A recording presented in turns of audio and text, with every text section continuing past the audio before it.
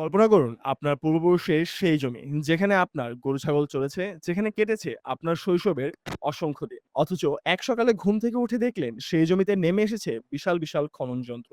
পাহাড় কেটে বের হচ্ছে নতুন স্বর্ণ। অথচ এই পুরো প্রক্রিয়ায় আপনাকে কেউ একবারও জিজ্ঞেস করেনি। আপনার চোখের সামনে মাটির নিচ থেকে উঠে আসছে কোটি কোটি টাকার সম্পদ, কিন্তু সেই সম্পদের ভাগ আপনার হাতে আসছে না। বরঞ্চ ধীরে ধীরে হারিয়ে যাচ্ছে আপনার জমি, জীবিকা, এমনকি বেঁচে থাকার শেষ সম্বলটুকুও। এটা কোনো কল্পকাহিনী নয়। এটা আফগানিস্তানের এক বাস্তব চিত্র। তালেবান শাসনের অধীনে আফগানিস্তানের পাহাড় পর্বত এখন যেন নতুন এক গোল্ড রাশের সাক্ষী। দেশের অর্থনীতিকে ঘুরে দাঁড় করানোর জন্য একের পর এক খনি খুলছে, বাড়ছে স্বর্ণ উত্তোলন। কিন্তু প্রশ্ন হচ্ছে, এই স্বর্ণ আসলে কার ভাগ্য বদলাচ্ছে? অর্থনীতি কি সত্যিই ঘুরে দাঁড়াচ্ছে? নাকি পাহাড়ের নিচে লুকিয়ে থাকা এই স্বর্ণ জন্ম দিচ্ছে নতুন সংঘাত, বিদেশি নিয়ন্ত্রণ আর সাধারণ মানুষের দুর্দশার? আজকের ভিডিওতে আমরা খুঁজে দেখব আফগানিস্তানের স্বর্ণখনির পেছনের অন্ধকার বাস্তবতা।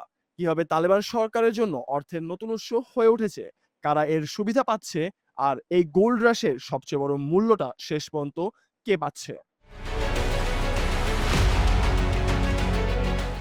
২০২১ সালের ক্ষমতায় ফেরার পর থেকে তালেবান সরকার বারবার বলে আসছে আফগানিস্তানের মাটির নিচে লুকিয়ে থাকা খনিজ সম্পদই হবে দেশের অর্থনৈতিক পুনরুদ্ধারের মূল চাবিকাঠি। বিশ্বব্যাংকের তথ্য অনুযায়ী ২০২১ সালের পর থেকে শত শত খনি চুক্তি সই হয়েছে।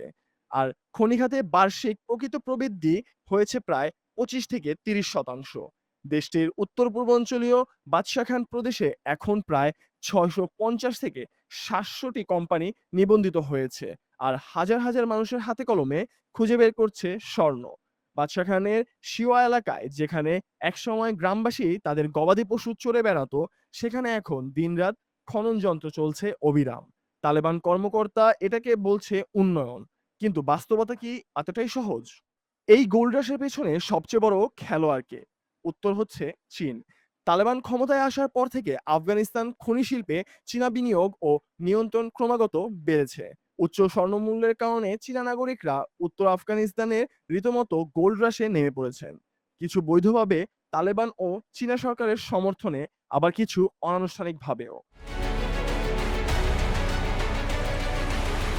তাখার প্রদেশে চীনা বিনিয়োগের পরিমাণ প্রায় ৩১ থেকে ৩৫ কোটি ডলার, যা মেস আয়াকন তামা খনি এবং আদমা দরিয়া তেল প্রকল্পের পরে আফগানিস্তানে চীনের সবচেয়ে বড় বিনিয়োগ।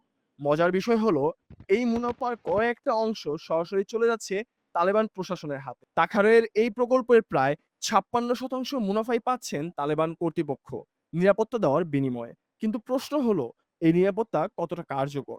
২০২৫ সালের নভেম্বরে তাজিকিস্তান সীমান্তের কাছে একটি সেনার খনিতে দুটি পৃথক হামলায় ৫ জন চীনা নাগরিক নিহত হন। একটি ড্রোন হামলা আর একটি সরাসরি গুলি চালিয়ে।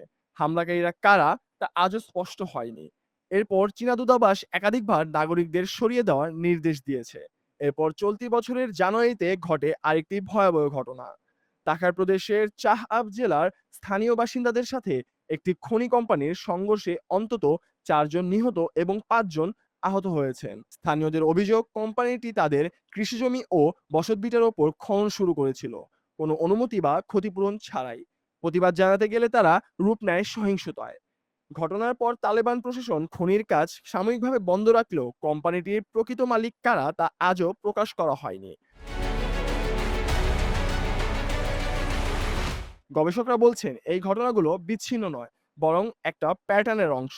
স্বচ্ছতার অভাব, স্থানীয়দের সাথে আলোচনা ছাড়াই জমি দখল আর নিরাপত্তাহীন, এই তিনটি মিলে আফগানিস্তানের খনি অঞ্চলগুলোতে পরিণত হয়েছে একটি অস্থির বাউদের স্তূপে। কিন্তু এই গল্পের সবচেয়ে করুণ অধ্যায় হয়তো সহিংসতা নয়, বরং নীরব ক্ষতি।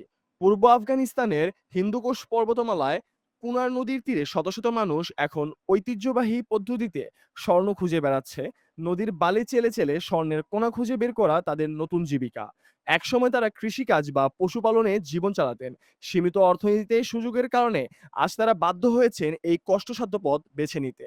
স্থানীয় বিশ্লেষকরা সতর্ক করে বলেছেন, প্রক্রিয়াজাত না করে কাঁচা খনিজ সম্পদ রপ্তানি করলে তা কোনো টেকসই অর্থনৈতিক মূল্য তৈরি করে না।